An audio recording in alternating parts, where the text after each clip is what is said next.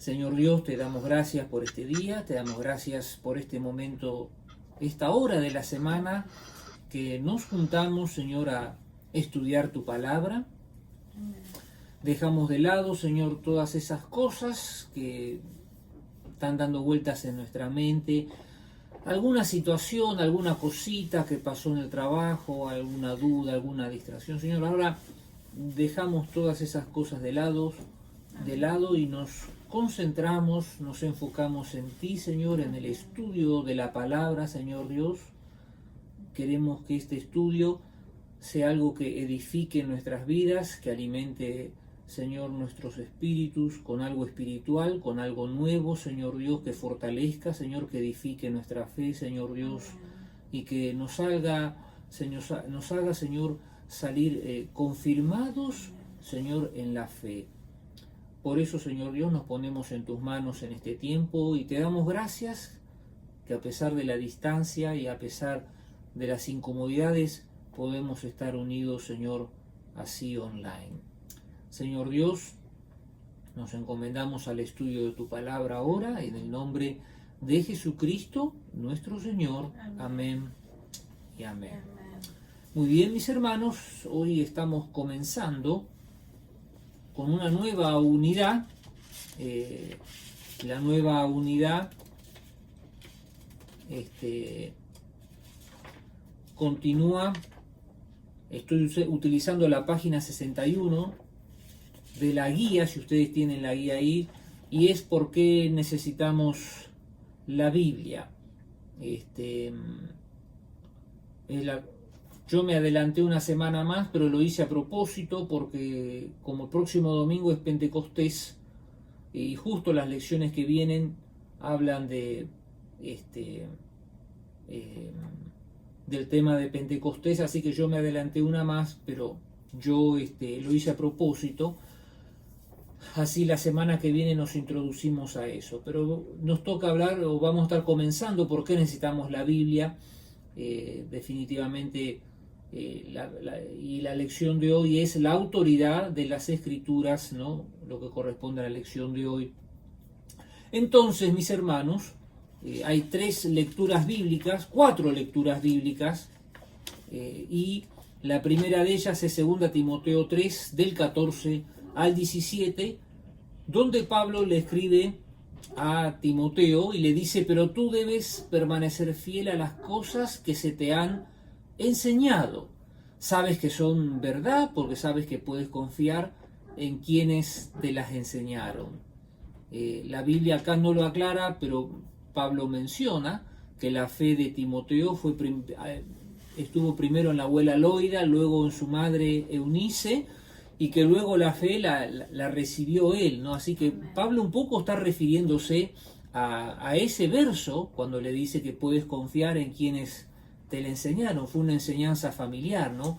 De ahí la importancia, ¿no?, de enseñar inclusive las Escrituras a nuestros hijos, transmitirle nuestra fe, no solo estrictamente con la Biblia, y está muy bien hacerlo con la Biblia, pero también con la experiencia, ¿no? O sea, acomodar la experiencia personal, todo con la Escritura, y hacer que todo sea uno, y hacer que todo sea una experiencia de vida, ¿no?, para nuestros hijos. Entonces, repito este verso: pero tú debes permanecer fiel a las cosas que se te han enseñado, sabes que son verdad, porque sabes que puedes confiar en quienes te las enseñaron. Verso 15. Desde la niñez se te han enseñado las sagradas Escrituras, las cuales te han dado la sabiduría para recibir la salvación que viene por confiar en Cristo Jesús.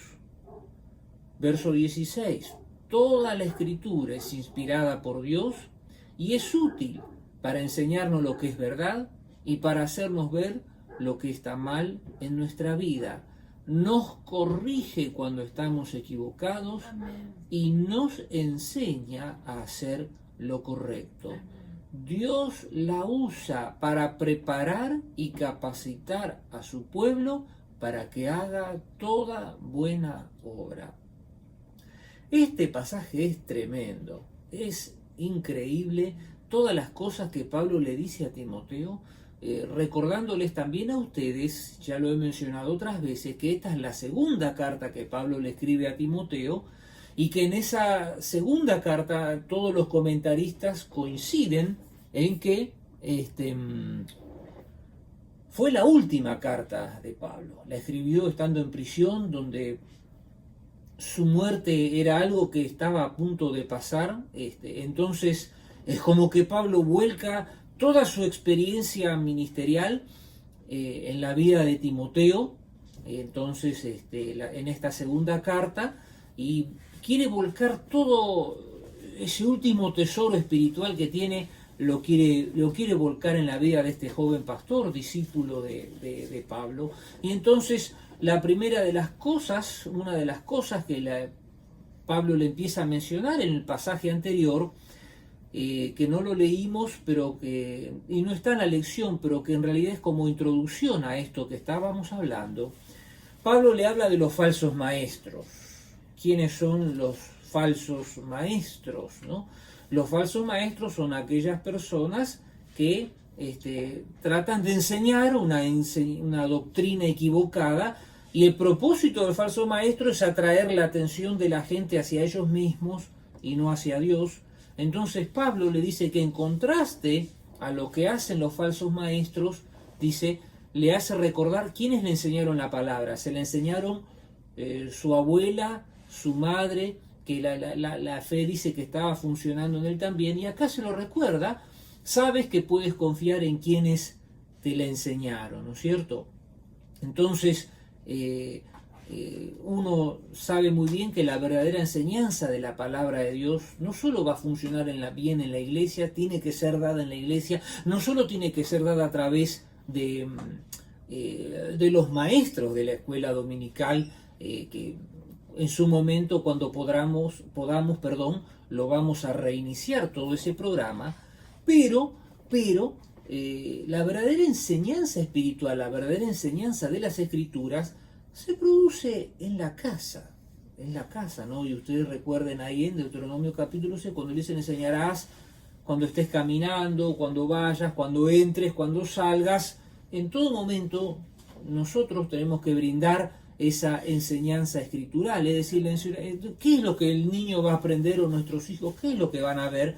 Que la palabra no es algo muerto que está escrito en un libro, sino que es algo que es vivo, que es eficaz, ¿no es cierto? Que la palabra no solo es este libro que uno tiene y está muy bien, que uno lee, pero que es algo que vive en forma permanente, es algo dinámico, es algo que participa en todas las áreas de la vida, ¿no es cierto?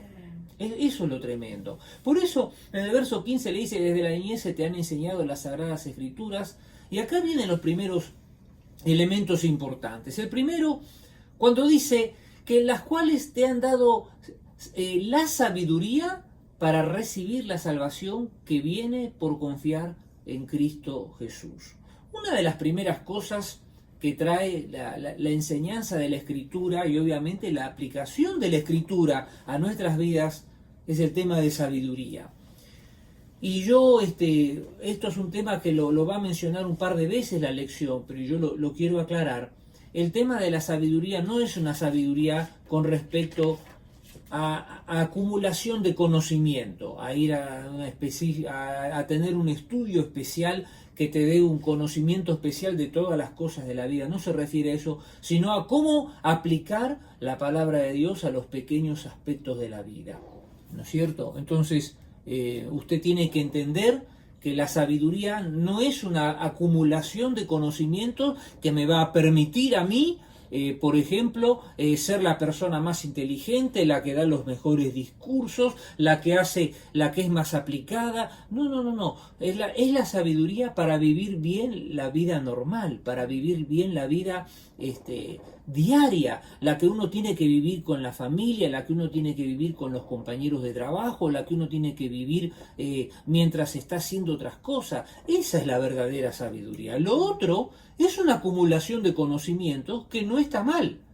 Al contrario, si uno quiere acumular conocimiento, desarrollar algo, está muy bien. Yo no estoy diciendo que uno no tiene que acumular ningún tipo de conocimiento, pero La verdadera sabiduría es aquella que yo incorporo y me hace que mejore mi calidad espiritual con el Señor y con las personas que me rodean. Si usted entiende eso, usted va a ser una persona que siempre va a estar lista y preparada para dar algo de Dios ahí donde se encuentre. Y eso es lo que Dios espera de nosotros. Esa es la verdadera sabiduría, ¿no? Por eso siempre ese versículo, temor a Jehová es el principio de la sabiduría es el temor a Jehová, ¿no? Si el principio de vivir bien la vida sobre la tierra es tener ese temor, pero no temor en el sentido de miedo, es ese profundo respeto de Dios, porque eso es lo que va a ser el profundo respeto a Dios, es lo que me va a dar a mí calidad de vida. Entonces, por eso Pablo,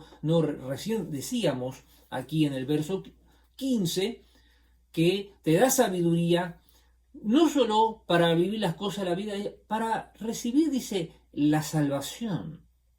Para recibir la salvación. La escritura, usted sabe, yo le puedo dar la escritura a una persona que no cree en Dios, y si esa persona tiene una fe genuina, es decir, tiene un interés de querer aprender de Dios, la escritura le va a dar a esa persona la habilidad de entrar en el camino de Dios. De hecho, hay muchos testimonios de personas que no conocían a Dios, empezaron a leer la Escritura con un corazón abierto hacia Dios y se han entregado a Cristo solo por leer la Escritura. Por eso Pablo acá lo dice, ¿no? Te han dado sabiduría para recibir la salvación que viene por confiar en Cristo Jesús. Entonces, por favor, el tema de la lectura de la palabra de Dios es esencial para nosotros como hijos de Dios.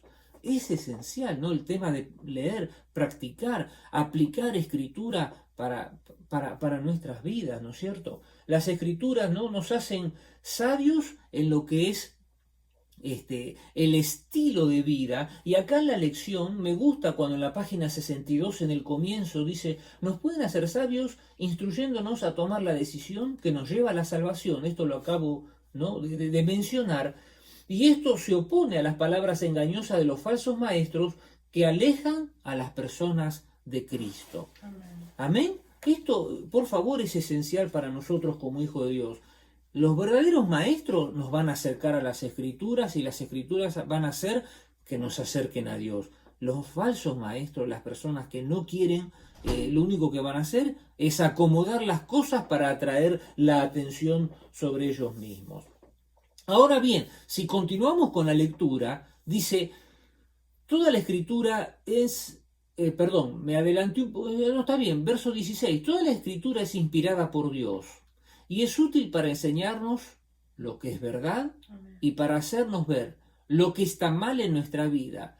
Nos corrige cuando estamos equivocados y nos enseña a hacer lo correcto. Amén. La verdad que ahora tenemos que desglosar este versículo, separar varias cosas, porque dice 4 o 5 elementos fundamentales para la vida de una persona que cree en Dios. El primero es, toda la Escritura es inspirada por Dios. ¿Qué significa esto de que la palabra es inspirada por Dios? Es que no fue la ocurrencia de una persona que tuvo un sueño bonito o que se le apareció. No. Esto, el Espíritu Santo motivó a las personas a volcar ideas que el mismo Espíritu Santo estaba poniendo en la vida de las personas.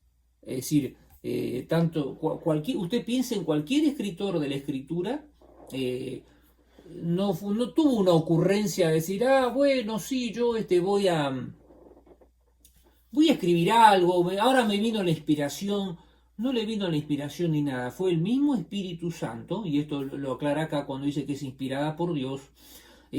Yo después creo que voy a mencionar el tema de Pedro, creo que después viene la lectura de Pedro y ahí lo vamos a volver a tocar eso, pero es inspirada por Dios, es decir, Dios mismo es el que se encargó de motivar a las personas, y cuando a las personas les venía esa motivación para escribir, era Dios mismo les ponía los pensamientos. Ahora, Dios no les dictaba, por favor, quiero que queden claro eso, Dios no les dictaba, y simplemente ellos venían esos pensamientos y ellos volcaban esos pensamientos, ¿no es cierto? Ahora, ¿cuál era el propósito de eso? Acá lo aclara, dice que es útil para enseñarnos lo que es verdad. Definitivamente, la primera cosa que nosotros tenemos en claro los hijos de Dios es que la Biblia es la palabra de Dios y es la verdad absoluta, es decir, todo lo que de ahí se enseña es vida para nosotros. Por eso acá dice que es inspirada por Dios y es útil para enseñarnos lo que es verdad. Y acá dice, y para hacernos ver lo que está mal en nuestra vida.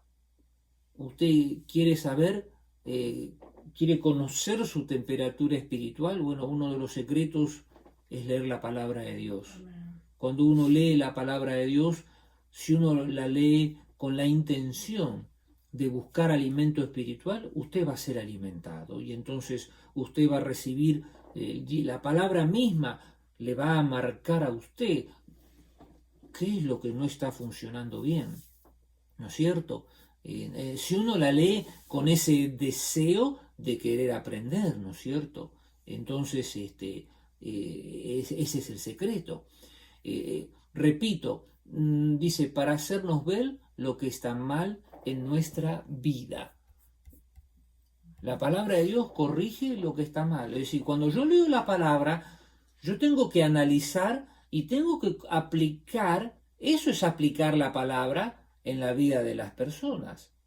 No es para que yo lea y para que yo diga, mirá, Pepito, yo estoy leyendo acá que no hay que ser chismoso y Pepito es un chismoso. Ese no es el punto de la palabra de Dios es para usted. Olvídese de Pepito, de Carlito, de Juancito. Cuando usted lee la palabra de Dios es para usted. Yo he escuchado hasta comentarios cuando se dice, ay, si estuviera el hermano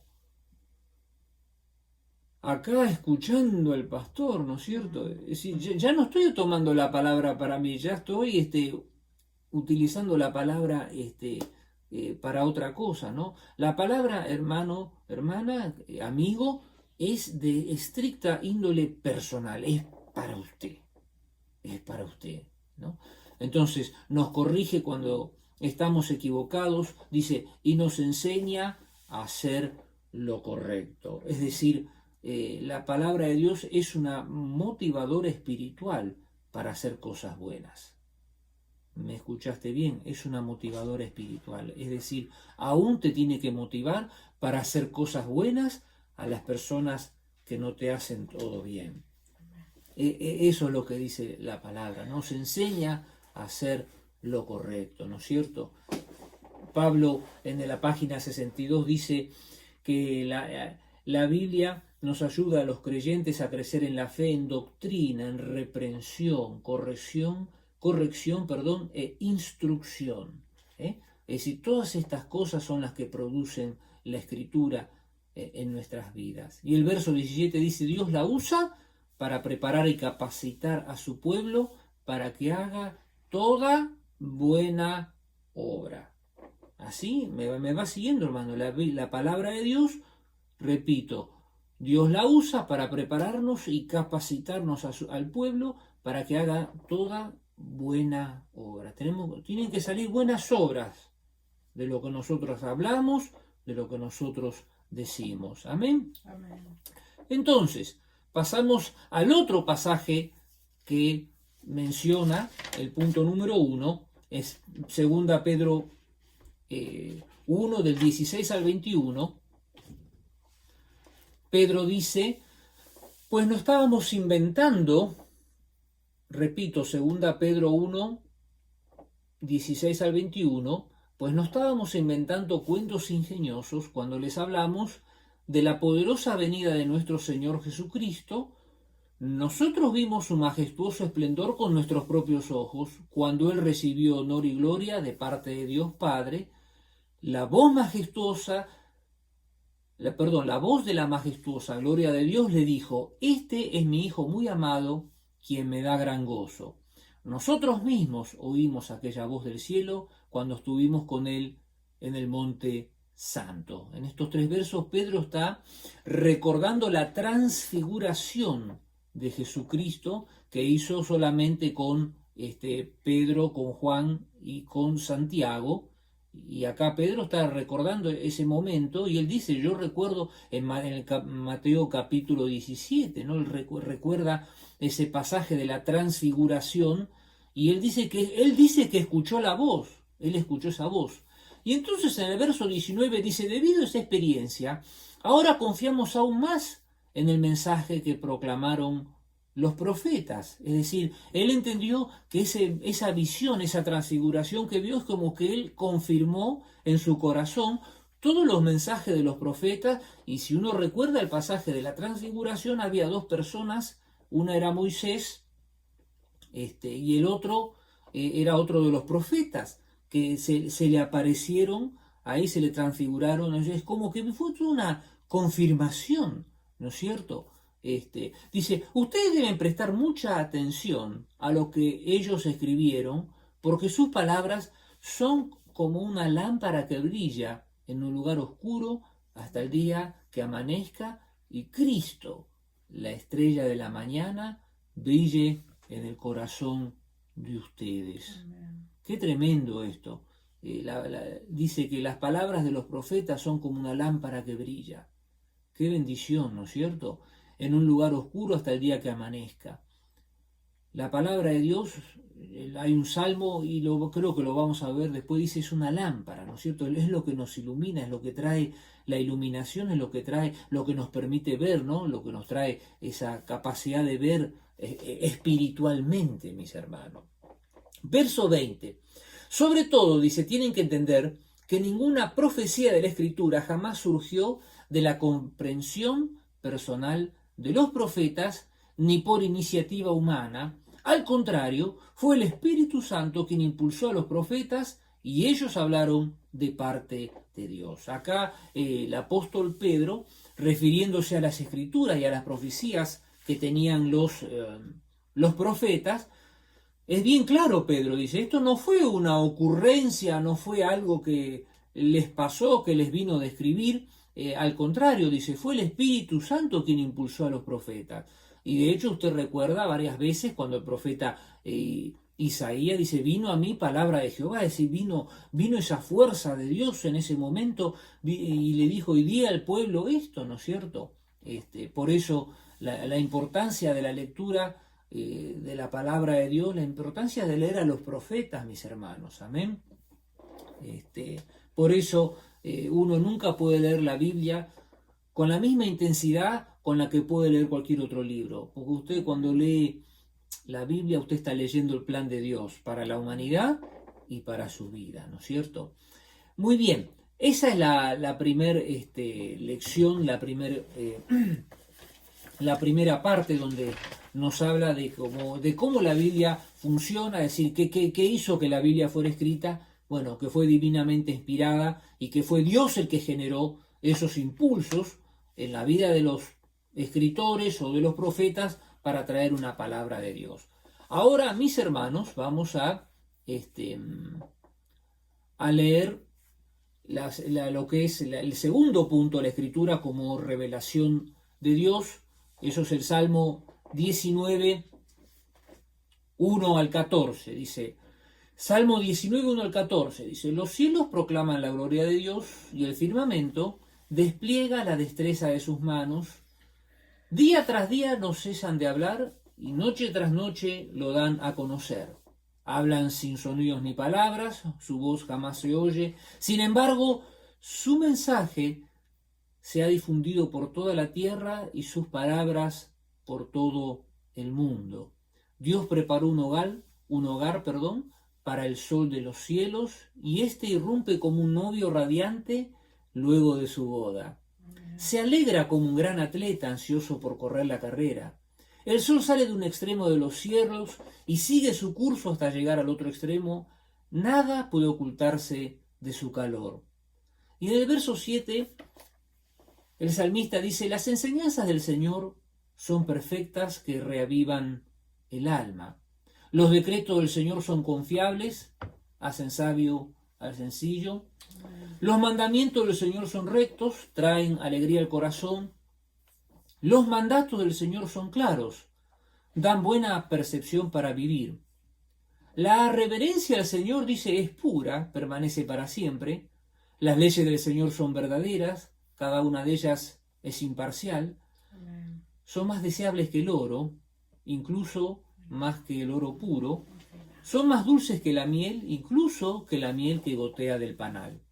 Sirven de advertencia para tu siervo, una gran recompensa para quienes la obedecen. ¿Cómo puedo conocer todos los pecados escondidos de mi corazón? Límpiame de estas faltas ocultas. Libra, dice, a tu siervo de pecar intencionalmente. No permitas que estos pecados me controlen. Entonces, dice, estaré libre de culpa y seré inocente de grandes pecados. Que las palabras de mi boca y la meditación de mi corazón sean de tu agrado, oh Señor, mi roca y mi redentor.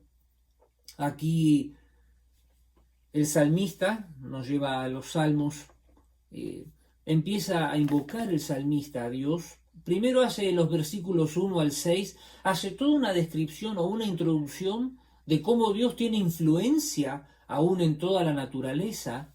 Por eso dice, los cielos proclaman la gloria de Dios. Este hombre se ve que en un momento vio los cielos, el salmista, y dice, proclaman la gloria de Dios, ¿no? O sea, la misma naturaleza es como que nos permite ver, ¿no? lo que es la grandeza de Dios. Por eso en todos los primeros versos habla de cómo Dios influencia y se mueve en la naturaleza. Pero en el verso 7, él empieza a hablar ahora de los mandamientos, de lo que son las enseñanzas. Y en el verso 7 dice, las enseñanzas del Señor, dice, son perfectas. ¿Por qué son perfectas? Porque realmente todo lo que manda el Señor es para nuestro beneficio. Entonces, si todo lo que Dios te manda es para tu beneficio, uno es perfecto esto. Es más, dice, reavivan el alma. ¿Qué pasa cuando uno está andando medio mal y de pronto recibe la reprensión bíblica dada con amor? Es como que uno se reaviva, y eso es lo que está queriendo decir el salmista. La Biblia reaviva tu alma aun cuando estés mal, cuando estés en pecado, ¿no es cierto? Luego, si bien cambia la palabra, porque primero hablaba de las enseñanzas y acá habla de los decretos, está siempre estableciendo lo que es lo que Dios manda, lo que Dios enseña, refiriéndose como base final a la Escritura. Dice, los decretos del Señor, dice, son confiables. Amén. ¿Por qué? Porque hacen sabio al sencillo. Es decir, la palabra de Dios es confiable. Uno puede confiar que uno va a leer la palabra de Dios, que uno va a aplicar la palabra de Dios a su vida y que va a traer un resultado positivo. Y acá dicen, la hacen sabio al sencillo. Es decir, la persona, como decíamos antes, que no tiene un gran conocimiento de ciertas cosas, pero sí va a tener un conocimiento de la vida, ¿no es cierto? Verso 8 dice, los mandamientos del Señor son rectos, y verdaderamente, ¿no? Los mandamientos del Señor son toda justicia. Y no solo que son rectos, dice, traen alegría al corazón. Realmente cuando uno empieza a tener una relación dinámica con Dios, y cuando digo dinámica empieza a querer más de Dios y empieza a buscar más a Dios, uno se da cuenta que seguir los mandamientos de la Escritura traen alegría. ¿Sabe por qué trae alegría? Porque usted está alegrando al mismo Dios que está recibiendo, que está viviendo en su corazón. Después dice, en el mismo verso 8, los mandatos del Señor son claros. Realmente no son complicados, eso es lo que está queriendo decir, ¿no? Lo que Dios nos manda. Dice, dan buena percepción para vivir. Es decir, son tan claros que dan un buen entendimiento, es decir, nos hacen pensar bien para vivir, dice. Y después en el verso 9 continúa diciendo, la reverencia del Señor, al Señor es pura, porque permanece para siempre. Cuando yo tengo una actitud reverente al Señor, está mostrando la pureza de mi corazón, ¿no es cierto? Y eso es algo que no se lo va a sacar nadie a usted, eso es lo que está queriendo decir el salmista. Las leyes del Señor son verdaderas. Cada una de ellas es imparcial. Es decir, las leyes del Señor no son para que uno crezca y para que el otro le vaya mal. Las leyes del Señor son de beneficio para todos. Es de beneficio para todos. Dice, son más deseables que el oro, incluso que el oro más puro. Es decir, entendía que es mejor tener el conocimiento de Dios que la riqueza, ¿no es cierto? Son más dulces que la miel, incluso que la miel que gotea del panal. Es decir, una de las cosas más dulces que se conocía en esa época era la miel, era la dulzura más grande que podía existir en ese momento, y él decía que es más dulce que la miel del panal. De pronto, él cambia el tono, dice, sirven de advertencia para tu siervo. La palabra, los mandamientos, son advertencia para nosotros. También son advertencia para nosotros. Dice, son una gran recompensa para quienes las obedecen. Realmente, la lectura de la palabra, cuando uno descubre que hay un mandamiento de Dios que se aplica para la vida de uno, y uno se da cuenta que hay un valor incalculable en eso. Y eso es lo que quería decir el salmista. Dice, ¿cómo puedo conocer todos los pecados escondidos en mi corazón? Qué pregunta esta, ¿no? Qué pregunta fuerte. ¿Cómo puedo conocer todos los pecados escondidos en mi corazón? Dice, límpiame de estas faltas ocultas. Libra a tu siervo de pecar intencionalmente. El pecar con intención es cuando uno se mentaliza, se prepara anticipadamente para hacer algo malo. Esa es el pecar intencionalmente. Entonces, dice, libra a tu siervo de pecar intencionalmente. Hermano, cuando usted tiene una idea equivocada, por favor, lea la Escritura y eso le va a sacar todo. Ahí es donde viene la sabiduría espiritual. Él mismo dice, no permitas que estos pecados me controlen. ¿Cómo se va a librar de todo eso? Leyendo la Escritura, ¿no es cierto? Entonces dice, estaré libre de culpa y seré inocente de grandes pecados. Por eso finalmente él dice que las palabras de mi boca y la meditación de mi corazón sean de tu agrado, oh Señor, mi roca y mi redentor. Por eso, mis hermanos, es muy importante la lectura de la palabra, pero la aplicación de la Escritura, pero con un espíritu abierto, Yo me acuerdo que hace unos domingos atrás, recuerdo que hablaba de mi padre y mi padre que leía la Biblia todas las noches antes de entregarse al Señor, y la leyó, él mismo una vez me acuerdo que dijo que había leído 5 veces la Biblia. Y después, y esto lo comentaba después de haberse entregado al Señor, dice, yo leí las palabras 5 veces, dice, pero ahora que conozco a Dios, dice, ahora me doy cuenta que le entiendo. Ahora estoy descubriendo todas las cosas nuevas, ¿no es cierto?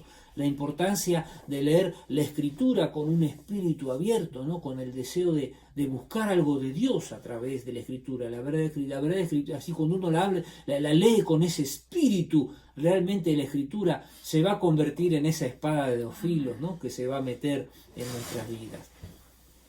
Finalmente, hermanos, queda la última lección donde la Escritura como dirección divina, y es el Salmo 119, no se haga problema que no es todo el Salmo, son 2 versos nada más.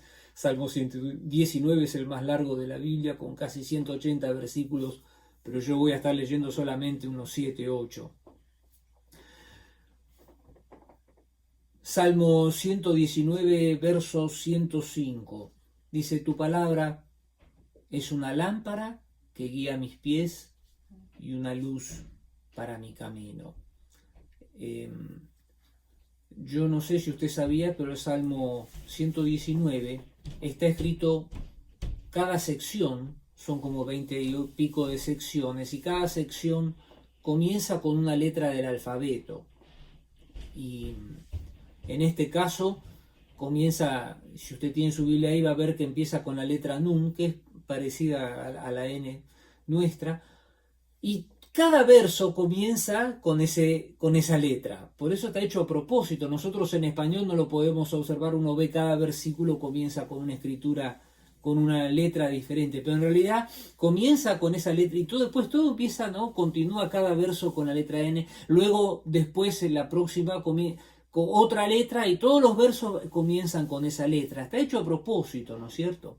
Entonces él dice, tu palabra es una lámpara que guía mis pies y una luz para mi camino. Es decir, la luz, la escritura es esa luz. Y la luz, usted sabe, en la historia de la humanidad se la ha identificado con conocimiento. Por eso hay un periodo en la historia que se llama el iluminismo. ¿Por qué iluminismo? Porque trajo iluminación, trajo conocimiento, ¿no es cierto? Bueno, eso creo que fue entre los años 1500 y 1800, no recuerdo en qué centenio fue, pero era la época del iluminismo. Pero yo digo que llegaron tarde, porque ya el escritor de los Salmos ya hablaba de un iluminismo espiritual, ¿no? Que es la Biblia. La Biblia es la que nos ilumina, ¿no? La que ilumina nuestro camino, la que nos dice cómo tenemos que caminar. Fíjese lo que dice, lo prometí una vez y volveré a prometerlo, verso 106. Obedeceré tus justas ordenanzas. Hermano, es muy importante que usted se autoprometa que va a cumplir lo que Dios le manda. Porque eso afirma la presencia de Dios en su vida. Dice acá, lo prometí una vez y volveré a prometerlo. Obedeceré tus justas enseñanzas. Fíjese lo que dice el verso 7. He sufrido mucho, oh Señor. Restaura mi vida como lo prometiste. Fíjese que está prometiendo obedecer a pesar de que la estaba pasando mal. Eso es lo difícil. Eso es lo difícil, pero acá el salmista estaba determinado. Por eso dice, lo prometí una vez, volveré a prometerlo, obedeceré tus justas enseñanzas. He sufrido mucho, oh Señor, restaura mi vida como lo prometiste. Señor, acepta mi ofrenda de alabanza y enséñame tus ordenanzas. Fíjense que este hombre estaba pasando un momento de dificultad, pero aún así dice, acepta mi ofrenda de alabanza y enséñame tus ordenanzas. O sea, en medio de esa dificultad, él seguía buscando a Dios, pero a la vez seguía esperando recibir algo de Dios. Fíjese cómo cambia dramáticamente ahora, dice en el verso 109, mi vida pende de un hilo constantemente. La estaba pasando mal. Pero fíjese cómo termina este verso. Pero no dejaré de obedecer tus enseñanzas. Este hombre estaba determinado a obedecer a Dios a pesar de que su vida pendía de un hilo. ¿Cuántas veces nosotros recibimos una noticia, ay no, ya no puedo más y ya estoy acabado y estoy tan triste que este domingo no voy a poder ir a la iglesia del ataque de tristeza? Y fíjense la actitud de este hombre, mi vida pende de un hilo constantemente, es decir, no es que estaba pendiendo de un hilo y después pasó, era una situación de constante peligro, y él dice, pero no dejaré de obedecer tus enseñanzas. En el verso 110 va un paso más allá, dice, los malvados me han tendido sus trampas. Es decir, ya no estaba hablando de una situación que por ahí le estaba llevando a mal, o una situación que de pronto no estaba generada por nada, pero le estaban saliendo las cosas mal a él. No, acá directamente dice, los malvados me han tendido sus trampas.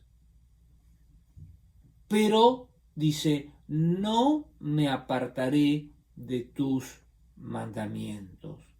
Este hombre verdaderamente tenía fe en Dios. Y eso es lo que a veces Dios busca en nosotros. Hasta dónde nosotros le somos fieles a Él. Fíjense con que de estos 8 versos, prácticamente la mitad, Él menciona la angustia espiritual que está pasando, pero al momento de mencionar la angustia, en el mismo momento menciona su 100% de fe irrenunciable en Dios y en sus mandamientos. Amén. Qué tremendo esto. Lo voy a leer de vuelta. Los malvados me han tendido sus trampas. ¿Tienes enemigos? Bueno, el escritor también tenía enemigos. Pero dice, no me apartaré de tus mandamientos. Qué tremendo esto. Esto es donde se ve la verdadera obediencia, ¿no?, de la persona. Voy terminando y dice, tus leyes son mi tesoro. Hermano, recién leíamos, ¿no?, que es más que el oro en el salmo anterior, y acá leemos otra vez, tus leyes son mi tesoro, son el deleite de mi corazón, las leyes de Jehová. Qué hermoso, qué hermoso. Tienes que deleitarte, tienes que empezar a deleitarte en la palabra de Dios. Y finalmente, en el verso 112, el escritor termina diciendo, estoy decidido a obedecer tus decretos hasta el final. Es decir, se ve que estaba viviendo definitivamente una situación muy, pero muy compleja, pero ninguna de esas situaciones, ninguna de esas tensiones emocionales iban a hacer que este hombre se afloje en lo que era la lectura y la inspiración de la palabra de Dios. Repito, la palabra de Dios, y con esto voy terminando, ¿no?, uno la tiene que leer con fe, con un espíritu abierto. ¿Qué es lo que Dios me va a decir? Yo cada día que tengo que leer la Escritura, digo, a ver, ¿qué es lo que Dios tiene hoy para mí? A veces parece un banquete espiritual y a veces no parece un banquete espiritual, parece que viene solamente como una tostada. Y uno dice, ¿qué pasó? Y bueno, el Señor me dio una tostada, pero no sabe qué alimento que fue para mí esa tostada ese día. Y ese es el secreto de cómo tenemos que leer la palabra de Dios, ¿no es cierto? Entonces, la lectura de la palabra, y por eso lo han puesto, ¿no?, en toda esta guía, y todo este bimestre vamos a estar estudiando lo que es la autoridad de la palabra, la influencia de la palabra, el beneficio de la palabra es tremendo para nuestras vidas. La palabra de Dios es la que nos da sabiduría. Cuando usted va recibiendo la palabra de Dios, cuando usted va memorizando, cuando usted recuerda la palabra de Dios, y cuando Dios le va a dar esa, ¿cómo le puedo decir?, esa conexión para que cuando usted esté hablando con alguna otra persona, usted pueda justamente en ese momento darle la palabra, pero no en un sentido que usted quiere como rematarlo a la otra persona, sino como que usted expone a Dios en ese momento y expone la gran sabiduría de Dios que tiene que ser expuesta a través de usted, mi hermano. De ahí la importancia de cómo usted lee la Escritura. Si tú la lees como un libro histórico o si tú la lees como el libro que verdaderamente es el alimento espiritual para ti. La autoridad final de todo lo que vivimos, de todo lo que creemos. Y eso, hermanos, es el secreto. Yo por ahí me encuentro con alguna que otra persona y me dice, ¿y usted qué cree? Y yo le digo, mire, yo he decidido creer las enseñanzas que hay en este libro, que es la Biblia. Amén. Eso es lo que muestra nuestra fe. Todo lo que le agregamos a este libro es toda nuestra ideología personal. Y todo lo que le sacamos es porque le estamos sacando lo que es esencial, lo que Dios quiso que se revelara para nosotros. Por eso nosotros, cuando uno me pregunta ¿qué es un cristiano? Y un cristiano es una persona que voluntariamente decide someterse a lo que dice este libro. En uno de los videos de YouTube alguien me preguntó, ¿y entonces qué tenemos que creer? Me pone cuando puse el estudio bíblico de Gálatas. ¿Qué tenemos que hacer? ¿Judaísmo o romanismo? Y yo le dije, mira, te voy a decir algo. ¿Por qué no lees el Evangelio de Juan? Y para continuar, lees el libro de los Hechos y vas a... Por favor, le dije, ¿puedes leerlo de una Biblia católica o de una Biblia protestante evangélica? Son lo mismo. Léelo y ahí vas a encontrar la respuesta. Mis hermanos, nosotros más de una vez tenemos la respuesta acá y no la sabemos utilizar. Aprenda a leer la Escritura, a memorizarla, a guardarla, a memorizar los versículos claves y a darlos con amor en el momento preciso, y usted se va a dar cuenta que la Biblia trabaja a su favor. Podemos decir amén, mis hermanos. Cerramos con una oración. Señor, gracias. Gracias por este estudio, gracias porque hemos podido ver, Señor Dios, qué importante que es la palabra, qué decisiva es la palabra en nuestras vidas. Aún hemos podido ver cómo el salmista, en medio de una tensión donde él decía que muchas veces su vida pendía de un hilo o que los enemigos le habían tendido trampas, a pesar de esas situaciones dramáticas y tensionantes donde estaba en peligro su vida, cómo él podía aún así obedecer tus mandamientos. Señor, porque tus mandamientos son vida para nosotros. Tu palabra, Señor Dios, no fue escrita por ocurrencia de hombres, es inspiración divina. Señor, tú motivaste a los hombres, tú les dijiste, Señor, ellos sintieron de que tenían que escribir estas cosas, Señor, y cómo la Biblia es todo un libro que muestra todo lo que es la revelación de Dios sobre la tierra, Señor Dios, y que nosotros aceptamos y nosotros, Señor, queremos compartir con otros. Señor, ayúdanos a disciplinarnos, Señor Dios. Señor, yo rechazo toda pereza de mi vida.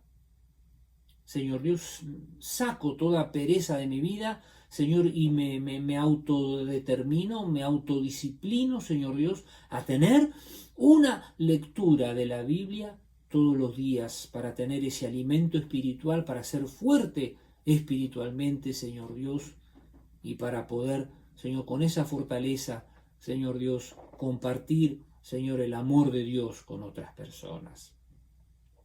Te damos gracias, Señor. Te damos gracias, Señor, por tu palabra, Señor, y nos despedimos en el nombre de Jesucristo, nuestro Señor. Amén y amén. Amén, amén. Muy bien, muchas gracias. Dios les bendiga.